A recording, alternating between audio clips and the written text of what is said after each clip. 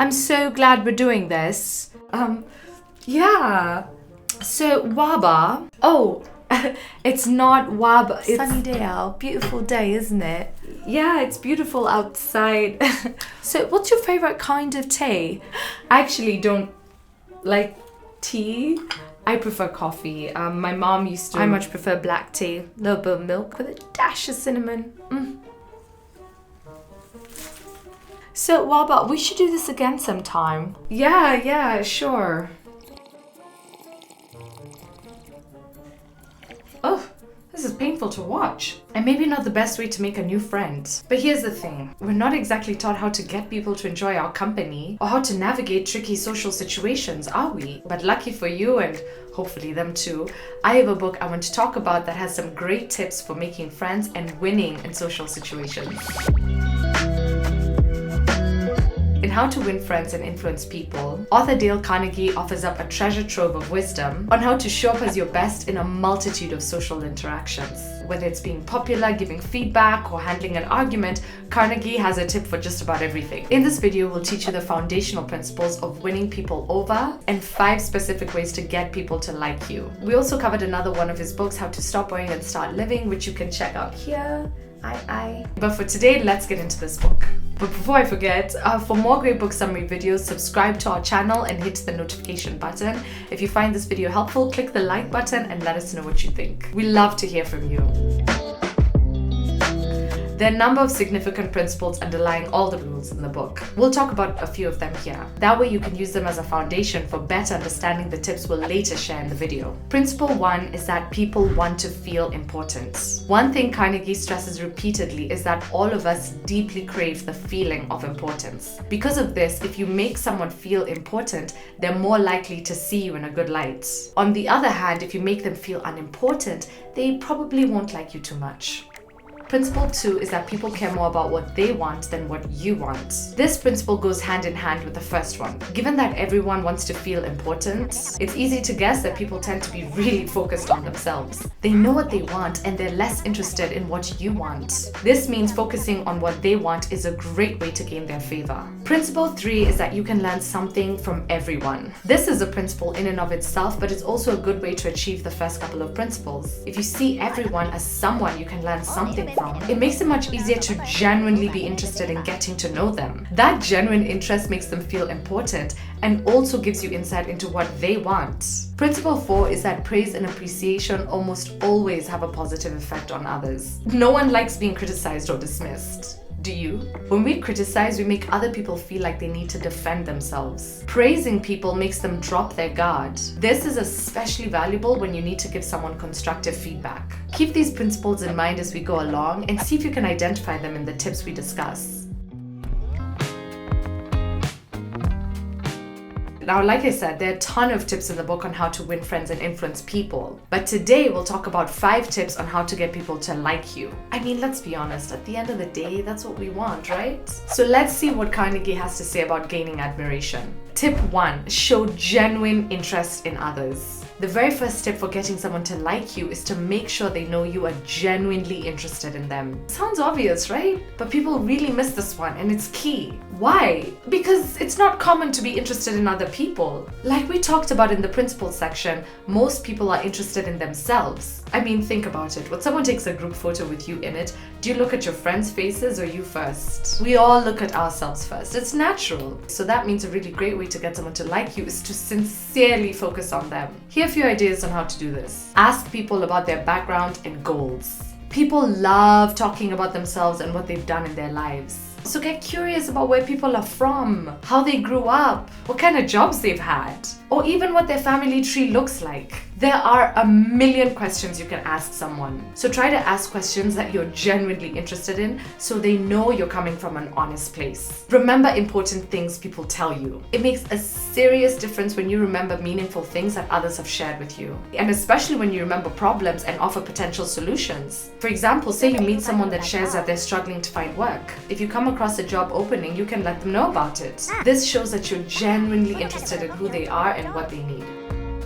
Remember birthdays. This is a simple, meaningful way to show genuine interest in others. I mean, can it get more personal than the day someone entered this universe? I don't think so. So note down the birthdays of people you meet.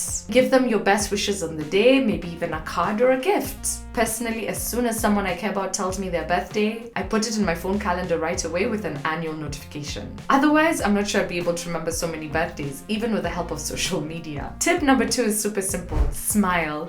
Smiling can communicate so many positive things, but the general message a smile sends is, I enjoy being around you. You make me happy. You do! Can you imagine if I was like, you do?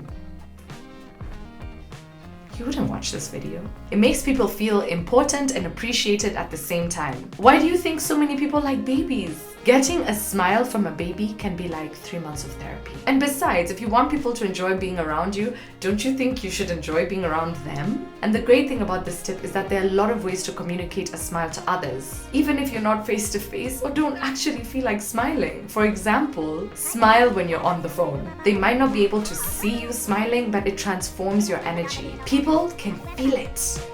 Add enthusiasm to your voice. Always greet people with a warm or excited voice. If it were you, would you rather, hey, or hey, what's up? Hum a little tune. We don't always feel like smiling, and that's 100% fair. So if smiling doesn't feel authentic, go through your day with some light, occasional humming. Ooh. I'm like in a good mood already. Sometimes the humming can put you in a genuinely good mood, but if not, it can make you come across as quite pleasant. Okay, but be careful not to hum too aggressively.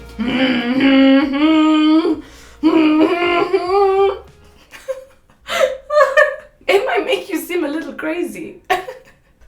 I'm sorry, I make myself so happy. Okay, tip number 3 is to treat people's names with importance. Know their names. Use their names. Again, this seems obvious, but people miss this. A person's name is not just a label. It's an identity that makes them unique and tells the world who they are. Your name is probably one of the most important words in your life, and other people feel the same way. I mean, unless they hate their names. But for most people, using their name is a subtle compliment. Even if you're not a fan of your name, think about how you feel when someone mispronounces it. You probably feel protective or even offended. Hey, Sally! And she was Stacy. Getting someone's name wrong makes it seem like you don't care and they aren't important enough to you to get it right. On the other hand, treating someone's name like royalty makes them feel like royalty. I'm a queen, I'm a queen. Think about all the things we named after people. Buildings, park benches, awards. Even stars in the sky can be named after people. Like, my name is Grace. You are welcome to name a star after me. If you want people to like you, don't ever waste an opportunity to honor their name. So here's some ideas for maximizing this tip. Use it multiple times when talking to someone. This has 2 effects. You get to practice it, so you'll remember it. You also give whatever you say to them a positive boost. If it's a unique name, ask how it's spelled. This shows genuine interest, and it helps you to solidify it in your memory. If it's hard to pronounce, ask for their help in doing so correctly. Like the previous tip, this shows that their name matters to you. So keep this in mind next time you meet someone new and see what happens. Tip 4, be a good listener. This is so critical for being a good conversationalist because once again, people care a lot about themselves and their own lives. Being able to listen well to the things people share makes you a very likable person to be around because it makes people feel important and flattered. So focus more on getting someone talking than talking yourself and show sincere, undistracted interest in what they have to say. So here are a few ideas. Ask questions and make sure you're asking questions that you're sincerely interested in because then you won't be bored by the answer, you know? Sometimes you ask someone like, when was this building built? And they're like, well, you know, in the 15th century. And it's like, oh my God, why did I even ask?